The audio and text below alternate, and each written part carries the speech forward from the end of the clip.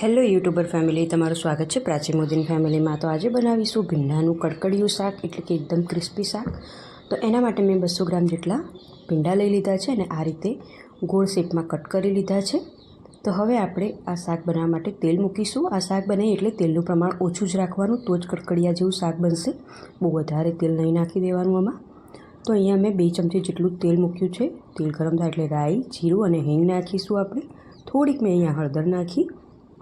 ગેસને ધીમો કરી દઈશું। જો લસણ તમને આમાં પસંદ હોય શાકમાં તો થોડું લસણ પણ નાખી શકો છો, મેં આમાં ઉપયોગ નથી કર્યો લસણનો। હવે આપણે જે સમારીને મૂક્યા હતા ભીંડા એ અંદર એડ કરીશું। આ પ્રમાણે મેં અહીંયા મીઠું નાખ્યું। મીઠું નાખ્યા પછી હવે આપણે એને મિક્સ કરી દઈશું આ રીતે। ખાસ તો આ શાકમાં તેલનું પ્રમાણ બહુ વધારે નહીં રાખવાનું અને વચ્ચે વચ્ચે આ રીતે હલાવતા રહેવાનું શાકને 2 મિનિટે, એટલે શાક એકદમ આપણું કડકડિયું અને ક્રિસ્પી થશે। ઘણા લોકોને આ શાક આ રીતે ક્રિસ્પી અને કડકડિયું ખાવાની વધારે મજા આવતી હોય છે।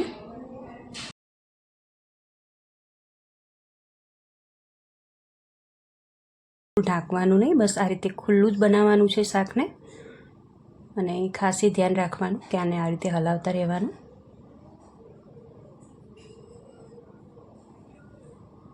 તો બસ હવે લગભગ શાક બની જવા આવ્યું છે। ભીંડા સરસ એવા ક્રિસ્પી કડક બની ગયા છે। જો તમે આ રીતે કોઈ દિવસ બનાવીને ખાધું ને તો ચોક્કસથી ટ્રાય કરજો, કંઈક અલગ લાગશે અને ખાવામાં ઘણું ટેસ્ટી લાગતું હોય છે શાક, કડકડિયા ભીંડાનું શાક। તો બસ હવે લાસ્ટમાં આપણે લાલ મરચું પાવડર નાખીશું। પહેલેથી આપણે નહીં નાખવાનું લાલ મરચું, શાક બરાબર કડક થઈ જાય, ચડી જાય બરાબર, પછી જ આપણે લાલ મરચું આમાં નાખવાનું છે। અને લાસ્ટમાં આ રીતે મરચું નાખી અને આપણે મિક્સ કરી દઈશું અને 1 થી 2 મિનિટ માટે રાખીશું લાલ મરચું નાખ્યા પછી, અને તરત ગેસને બંધ કરી દઈશું।